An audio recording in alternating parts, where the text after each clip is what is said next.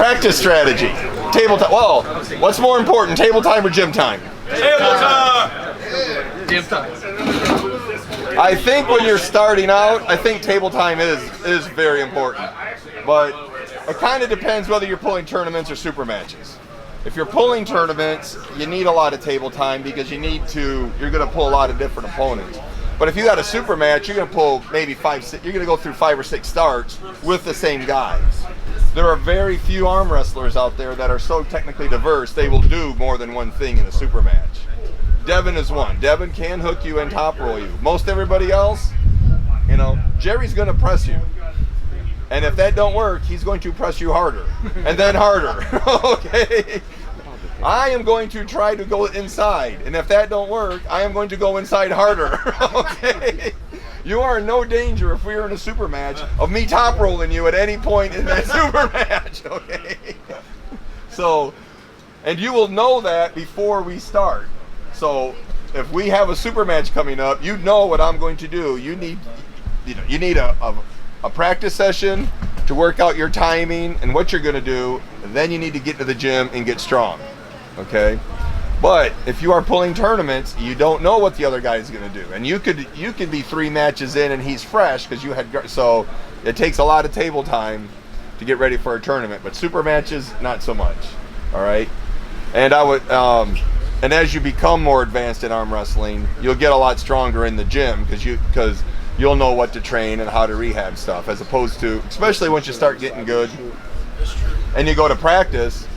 I mean, if you're the toughest guy there, you're mostly just holding these people who aren't challenging anyways. So around the table time, I was pulling up to 3 times a week with the same 12 to 14 workouts a week that I would normally do. Now, a long table session or something like that will knock you on your heels a little bit in the gym, and we will cover gym training a little bit. It's kind of self-regulating. So if you're sore, you're weak, you can't lift as much or as long, but you still train. So you're going on how you feel. You don't really have I got to do these many reps. You're going off how you feel. I set up the sets and reps, and if I can't get them, I can't get them. That's right. Yeah. Yeah. Right. I don't back the weight off. I don't skip that day. Even if I was training on the table all night long and hungover and doing coke, still go to the gym the next morning. Do what your body allows you to the maximum. Even if you can't lift, go to the gym and play around or something. Yeah, do not get in the habit of, I feel bad, I'm not going to the gym, and all of a sudden a day off turns into a week off, into a month off. Still go. Get conditioned to go when your workout's there. Go. Even if you're not lifting, go. Okay? But in practice time, you guys, how do you guys practice? Is it around here in Florida? We have a lot of practices. Okay. It's usually one every weekend or one during the week, every week. So how do you figure out? There's different. There's the slow setup. We do that a lot in Georgia. We do if you know you're better, all right, ready, go, and try to catch. And I've been a lot of places. All right, you're ready. Whoa! Okay, that's what I was getting to. Most of the around here, man. Yeah. I mean, we're nice in Georgia too. Most of the practices I've been to, it's been you ease into it. It's that slow, steady grinding, and you're doing all these 20 and 30-second pulls in practice. But then you go to a tournament, and you have 0 30-second pulls, right? You pull 6 matches, and the total time of all 6 matches is about a second, because it's ready to go and they're slamming into it. But nobody practices like that. All right, except Team South Carolina did. When I was with them, they would line it up. So if you and I were practicing, somebody else would act as a ref, and they practiced official setups, ref setups, ready goes, and then if you were going to grind it out, you had to stop that match. But almost every place else we go, I've been, you ease into it and you're trying that stuff. So you're building up work capacity and stuff, but you're really not perfecting how you arm wrestle. When I was in Utah, they wouldn't let us hit.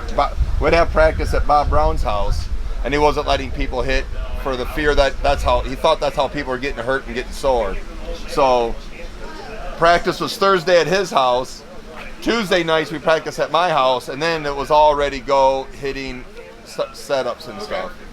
Yeah, around here we never really do no ready goes unless we say, hey, come ready go us. You know what I mean? That's pretty much how it is. But if you got a match with Daniel Mosier coming up, that slow grinding practice ain't doing you a whole lot of good, right? You're right. You're right. You know, you need to be ready for that hit. Or if you got to pull Corey Miller, sitting here in practice grinding out for 30 seconds is not going to prepare you for those two guys. Or Rustam Babayev, you know. It don't matter how good you are slow pulling if you're not ready for that yet. Yeah. I mean, if you're getting those fast guys, and they have to, I assume they're practicing that. I don't know how they get that fast. How do you practice a ready go safely if you're new? I just, if it's two beginners, you just got to be careful. But looking at your hand, always look at your hand, it should be fine. But if you're doing ready goes in practice, somebody should be setting you up, making sure you're started straight and everything else. But there's a risk. I tore my left bicep in practice, you know. Arm wrestling right-handed. So I was arm wrestling right-handed, tore the left bicep. Yes, we'll get to the workout session, but I'm a big believer in volume, right? Both for rehab, but for building power. When we get to the training method, we'll cover 1 rep maxes, which forms the basis of your program and how you cycle it. But you can't max out all the time, so you got to throw that volume to get the work in.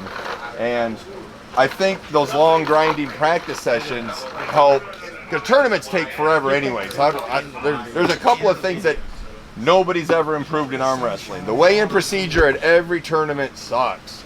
You're cutting weight, they make you stand in line, you got to fill out 2 or 3 papers, you got to talk to somebody, you got to weigh in, you got to take your clothes off. The weigh-in, nobody's figured out a good way to weigh us in, all right? The other thing is nobody's figured out how to start a tournament on time.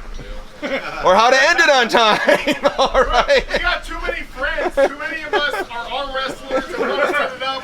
And my buddy's coming, he'll be here soon. I have never been to a tournament that started on time. You got a flat tire or something. And I hate the way they I don't know why they do this, but they'll run, the tournament's going, so they run like a round out of every weight class. Then another round out of every weight class.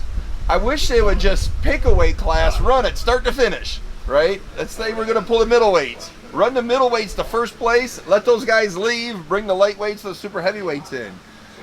I don't know why they put these big breaks in the middle of a tournament. You know, they run you down to Final 4, take an hour off. They run another round, take another hour. You know, it's midnight, 1 o'clock in the morning, you're still arm wrestling for a freaking t-shirt, you know? Jesus. Just run the weight classes down, but it's never changed. The weigh-in procedure at Zloty is one of the worst I've ever seen, because you easily have hundreds of people there trying to weigh in. They're all packed in. You gotta get your picture taken, sign this paper, pay the money. It's just terrible.